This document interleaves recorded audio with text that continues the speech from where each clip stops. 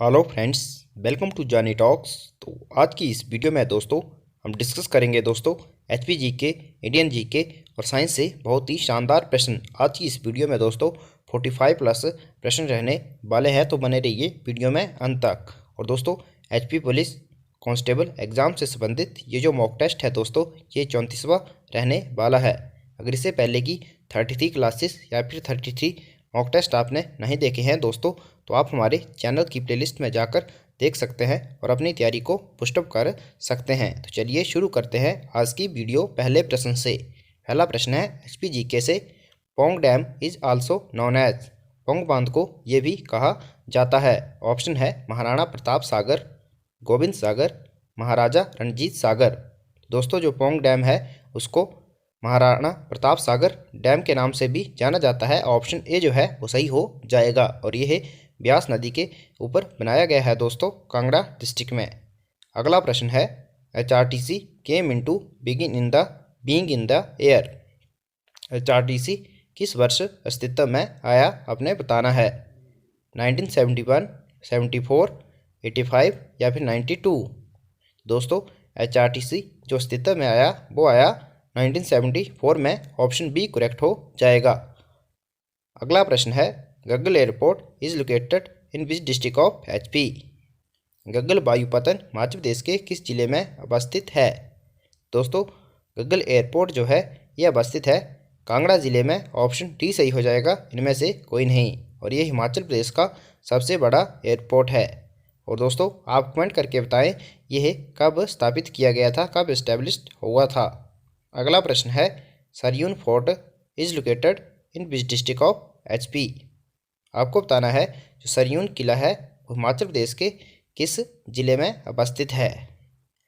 तो दोस्तों जो सरयून किला है, सरयून और त्यून के जो किले हैं ये हैं बिलासपुर जिले में। ऑप्शन डी जो है वो सही हो जाएगा। आपने याद रखना है त्यून धार में है त्यून किला और सरयून किला। अगला प्रश्न है दोस्तों आपके लिए एक महत्वपूर्ण सूचना है। अगर आप एचपी पुलिस कांस्टेबल एग्ज़ाम की तैयारी कर रहे हैं और एग्ज़ाम को क्रैक करना चाहते हैं तो परीक्षा ऐप आप के लिए बेस्ट टेस्ट सीरीज़ लेके आया है। और ये टेस्ट सीरीज़ जो है ये आपके लिए काफ़ी हेल्पफुल सिद्ध हो सकती हैं, आपको आपकी जो ड्रीम जॉब है उसको दिलाने में सफल हो सकती हैं। तो दोस्तों आप अगर इन टेस्ट सीरीज़ को परचेज करना चाहते हैं तो आप कूपन कोड जानी50 यूज़ कर लेना, जिससे आपको 50% का डिस्काउंट मिल जाएगा और आपको ये टेस्ट सीरीज़ जो है बहुत ही कम कीमत पर अवेलेबल हो जाएंगी। तो दोस्तों थोड़ा ही समय बचा है, जल्दी से जाइए, डिस्क्रिप्शन में मैंने लिंक दिया हुआ है, वहाँ से परीक्षा ऐप को डाउनलोड कर लीजिए और कूपन कोड जानी50 यूज़ कर लेना। अगला प्रश्न है Parvati river is a tributary of. Parvati नदी किसकी सहायक नदी है। तो दोस्तों जो पार्वती नदी है ये सहायक नदी है ब्यास की। ऑप्शन सी सही हो जाएगा। यह कुल्लू जिले में दोस्तों बहती है। और दोस्तों पार्वती नदी से ही जो मानतलाई झील है उसका उद्गम होता है। अगला प्रश्न है Prashar lake is located in which district of HP. Prashar झील हिमाचल प्रदेश के किस जिले में अवस्थित है। दोस्तों जो प्रासर झील है ये अवस्थित है मंडी जिले में। ऑप्शन ए जो है वो सही हो जाएगा। प्रासर, रिवाल्सर, कमरूनाग झील जो है यह सभी मंडी जिले के अंतर्गत आती हैं। अगला प्रश्न है Gangul wildlife sanctuary is located in which district of HP. Gangul वन्यजीव अभयारण्य हिमाचल प्रदेश के किस जिले में है, तो ये आपको बताना है। तो दोस्तों जो गांगुल वाइल्ड लाइफ सेंचुरी है ये है चंबा जिले में। ऑप्शन सी जो है वो सही हो जाएगा। चंबा जिले में अन्य वाइल्ड लाइफ सेंचुरी जो है वो है कालाटॉप, गांगुल, कुक्ती, टुंडा जो है यह अन्य वन्यजीव अभयारण्य हैं चंबा में। अगला प्रश्न है which of the following is the top tourist destination in the state. राज्य में एक उच्च पर्यटन स्थान है, इन ऑप्शन में से सबसे ज़्यादा टूरिस्ट कहाँ आते हैं। तो दोस्तों शिमला जो है इसका सही उत्तर हो जाएगा। ऑप्शन बी शिमला राज्य में एक उच्च पर्यटक स्थान है। ऑप्शन बी करेक्ट हो जाएगा। अगला प्रश्न है most metals can be beaten into sheets, this property is called. अधिकांश धातुएं चादर के रूप में पीटी जा सकती हैं, ये गुणधर्म कहलाता है। तो दोस्तों जो मोस्ट मेटल है उनको पीट कर पतली चादरों में कन्वर्ट कर दिया कर दिया जा सकता है। तो दोस्तों ये जो गुण होता है उसे मैलिएबिलिटी कहा जाता है, यानी कि आघातवर्धनीयता इसी गुण को कहा जाता है। तो ऑप्शन बी जो है वो सही हो जाएगा। और दोस्तों अगर बात करें खींचकर जो लंबी तारों में बनाया जाता है तो उसे डक्टिलिटी यानी कि तन्यता कहते हैं। तो इनमें आपने कन्फ्यूज़ नहीं होना है।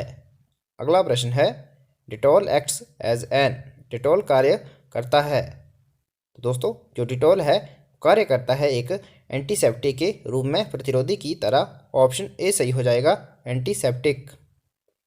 अगला प्रश्न है, formalin is an aqueous solution of, formalin एक जलीय विलयन है। दोस्तों फॉर्मेलिन एक जलीय विलयन है फॉर्मेल्डिहाइड का। ऑप्शन ए सही हो जाएगा, फॉर्मेल्डिहाइड।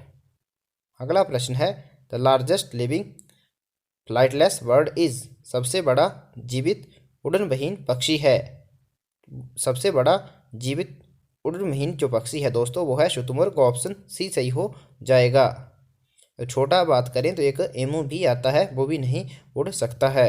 अगला प्रश्न है, the energy possessed bye a body by virtue of its position और कॉन्फ़िगरेशन, किसी पिंड के द्वारा उसकी स्थिति अथवा अभिन्यास के कारण धारित ऊर्जा है। तो दोस्तों the energy possessed bye a body by virtue of its position, उसको कहा जाता है पोटेंशियल एनर्जी यानी कि स्थितिज ऊर्जा। ऑप्शन ए सही हो जाएगा। अगला प्रश्न है, मेल्टिंग इज एन, तो आपको बताना है गलन जो है वो कौन सी प्रोसेस है, आइसोकोरिक, आइसोथर्मल या फिर एडियाबैटिक प्रोसेस। दोस्तों जो मेल्टिंग है वो आइसोथर्मल प्रोसेस है। ऑप्शन बी सही हो जाएगा, आइसोथर्मल। अगला प्रश्न है, a person puts the least pressure on the earth when he is, एक व्यक्ति पृथ्वी पर कम से कम दाब लगाता है जब वह कौन सी पोजीशन में होता है, आपने बताना है। दोस्तों एक व्यक्ति पृथ्वी पर कम से कम दाब लगाएगा जब वह जमीन पर लेटा हुआ होगा। तो इसका ऑप्शन डी सही हो जाएगा, लाइंग ऑन द ग्राउंड। अगला प्रश्न है, which of the following can be detected by a magnet, निम्न में से क्या चुंबक के द्वारा पहचाना जा सकता है। दोस्तों चुंबक के द्वारा पहचानी जा सकती हैं रेडियो वेव्स। तो इसका ऑप्शन बी जो है वो सही हो जाएगा, रेडियो तरंगे। ऑप्शन बी करेक्ट हो जाएगा। दोस्तों अभी तक आपने वीडियो को लाइक नहीं किया है तो जल्दी से वीडियो को लाइक कर दीजिए और चैनल को भी अवश्य सब्सक्राइब कर दें।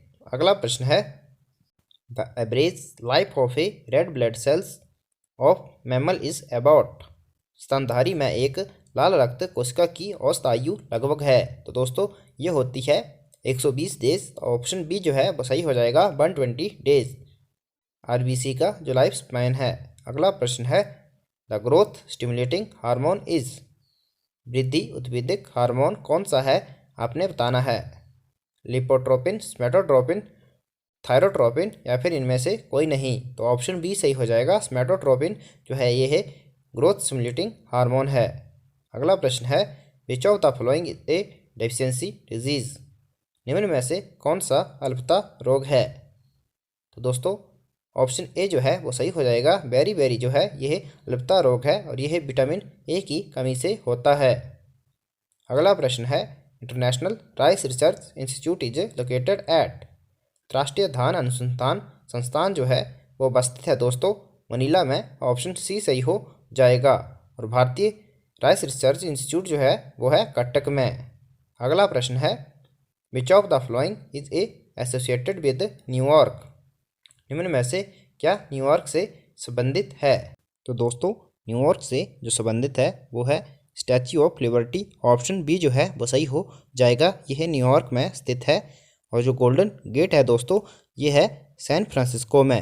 अगला प्रश्न है, Indonesia is the world's largest producer of, Indonesia विश्व में सबसे बड़ा उत्पादक है, सबसे ज़्यादा उत्पादक है सिनकोना का। ऑप्शन सी जो है सही हो जाएगा। और इससे दोस्तों मलेरिया की दवा जो है वो भी बनाई जाती है। अगला प्रश्न है, Dhupgarh is the highest point of the, आपने बताना है जो धूपगढ़ है, यहाँ पर धूगढ़ लिखा हुआ है। धूपगढ़ जो है दोस्तों ये सर्वोच्च चोटी है सतपुड़ा पर्वतमाला की। ऑप्शन बी जो है वो सही हो जाएगा। अगला प्रश्न है, और अरावली की है दोस्तों गुरु शिखर। अगला प्रश्न है, संगमरमर प्रपात किस नदी पर अवस्थित है। तो ये है नर्मदा रिवर पर, ऑप्शन सी जो है वो सही हो जाएगा, नर्मदा रिवर पर है संगमरमर जलप्रपात। अगला प्रश्न है, when was the staff selection commission set up by the government of India. तो दोस्तों भारत सरकार द्वारा कर्मचारी चयन आयोग का जो गठन किया गया था ये नवंबर 1975 में किया गया था। ऑप्शन डी सही हो जाएगा, 1975। अगला प्रश्न है, the chairman of second administrative reforms commission was. द्वितीय प्रशासनिक सुधार आयोग का चेयरमैन था, तो ये थे दोस्तों M Veerappa Moily. Option C सही हो जाएगा। और पहले के थे विमल जलान। अगला प्रश्न है, what is the maximum number of elected member in A state assembly. State assembly में चुने गए सदस्यों की अधिकतम संख्या कितनी है। दोस्तों ये है 500। ऑप्शन सी जो है वो सही हो जाएगा। अगला प्रश्न है, फैमिली कोर्ट निम्न में से किससे संबंधित विवादों का निपटारा करती है। तो ये करती है मैरिज अफेयर। ऑप्शन बी सही हो जाएगा। अगला प्रश्न है, who gave Congress it's first flag. Congress को उसका पहला झंडा किसने दिया था। तो ये दिया था एनी बेसेंट ने। ऑप्शन डी सही हो जाएगा, एनी बेसेंट। अगला प्रश्न है, in whose viceroyalty were high court set up at Calcutta, Madras and Bombay. तो किस वाइसराय के समय कलकत्ता, मद्रास तथा बॉम्बे में उच्च न्यायालय स्थापित किए गए। ये किए गए थे लॉर्ड कैनिंग के समय। ऑप्शन ए सही हो जाएगा, 1861 में। अगला प्रश्न है, which was the first modern trade union in India. Bharat की प्रथम आधुनिक ट्रेड यूनियन कौन सी थी। ये थी दोस्तों मद्रास लेबर यूनियन। तो ऑप्शन डी सही हो जाएगा। अगला प्रश्न है, Mohammad Ali Jinnah was a Congress leader up to. Mohammad Ali Jinnah dash dash तक कांग्रेस के लीडर रहे थे। ये रहे थे दोस्तों 1920 तक, असहयोग आंदोलन तक। उसके बाद कांग्रेस से यह अलग हो गए थे। तो ऑप्शन बी जो है वो सही हो जाएगा, 1920। अगला प्रश्न है, which part of the Indian constitution reflects the ideology of humanism. भारतीय संविधान के कौन से भाग में मानवता की विचारधारा प्रदर्शित होती है। ये प्रदर्शित होती है directive principle of state policy, राज्य के नीति निर्देशक सिद्धांत में। ऑप्शन सी सही हो जाएगा। अगला प्रश्न है, a person can lose his citizenship through. एक व्यक्ति अपनी नागरिकता खो सकता है। तो दोस्तों ये खो सकता है टर्मिनेशन के द्वारा, रेन्यूसिएशन के द्वारा, डेप्रीवेशन के द्वारा। तो इसका ऑप्शन डी जो है वो सही हो जाएगा, ऑल ऑफ दीज, इन सभी के द्वारा। अगला प्रश्न है, who finally approves the draft of 5 year plan. पंचवर्षीय योजना के प्रारूप को अंतिम रूप से कौन स्वीकृत करता है या फिर करता था। तो ये करता था दोस्तों राष्ट्रीय विकास परिषद। ऑप्शन ए सही हो जाएगा। इसके स्थान पर नीति आयोग की स्थापना कर दी गई है अब। अगला प्रश्न है, भारत में गुटनिरपेक्ष आंदोलनों की दूसरी बैठक किस वर्ष संपन्न हुई थी। तो दोस्तों ये संपन्न हुई थी 1997 में। The second meeting of non aligned movement in India was held in the year of 1997। अगला प्रश्न है दोस्तों, ब्रिटिश मुक्त व्यापारी से क्या तात्पर्य है। दोस्तों ब्रिटिश मुक्त व्यापारी से तात्पर्य है नील के उत्पादनकर्ता, यानी कि इंडिगो के उत्पादनकर्ता। ऑप्शन डी सही हो जाएगा। अगला प्रश्न है, which of the following was a purely communal movement. तो इनमें से जो एक विशुद्ध संप्रदाय आंदोलन था वो था वहाबी आंदोलन। ऑप्शन सी जो है वो सही हो जाएगा, वहाबी मूवमेंट। अगला प्रश्न है, Indian independence league was founded in the year. भारतीय स्वतंत्रता लीग की स्थापना जो हुई थी 1907 में। दोस्तों ये करी गई थी अमेरिका में तारकनाथ दास के द्वारा। अगला प्रश्न है, the Congress one election declared under the government of India act 1935 इन। तो भारत सरकार अधिनियम 1935 के अंतर्गत दोस्तों घोषित चुनावों में कांग्रेस ने 7 राज्यों में जीत हासिल की थी। ऑप्शन डी जो है वो सही हो जाएगा, 7 स्टेट्स। अगला प्रश्न है, इंग्लैंड के प्रधानमंत्री इटली द्वारा कैबिनेट मिशन प्लान कब घोषित किया गया था। दोस्तों जो कैबिनेट मिशन प्लान था ये घोषित किया गया था 1946 में। ऑप्शन डी जो है वो सही हो जाएगा। और इसी के आधार पर दोस्तों संविधान सभा का गठन किया गया था। अगला प्रश्न है, who was the first English man to visit Jahangir court. Jahangir के दरबार में आने वाला प्रथम अंग्रेज कौन था। तो दोस्तों ये था हॉकिंस, विलियम हॉकिंस। तो इसका ऑप्शन ए जो है वो सही हो जाएगा। अगला प्रश्न है, what was the raw material that was generally used in Akbar's time. Akbar के समय सामान्यतः प्रयुक्त होने वाली कच्ची सामग्री क्या थी? तो दोस्तों ये थी रेड स्टोन, लाल पत्थर। ऑप्शन ए सही हो जाएगा। अगला प्रश्न है, which of the following places in western coast of India has an English factory? Bharat के पश्चिमी घाट में निम्न में से कौन से स्थान में ब्रिटिश की एक फैक्ट्री थी? ये थी दोस्तों किन्नौर में। ऑप्शन सी जो है वो सही हो जाएगा और सबसे पहले उन्होंने यहाँ सूरत में स्टैब्लिश करी थी। दोस्तों अगला प्रश्न हमने डिस्कस कर लिया है, British free trader refers Indigo planters. Option D सही हो जाएगा, नील के उत्पादन करता। तो दोस्तों आज की वीडियो में इतना ही। आपको वीडियो कैसी लगी कमेंट करके ज़रूर बताएं और आपने कितना स्कोर किया। अगर आपने इसमें 35+ स्कोर किया होगा तो आपकी सिलेक्शन कोई भी नहीं रोक सकता है।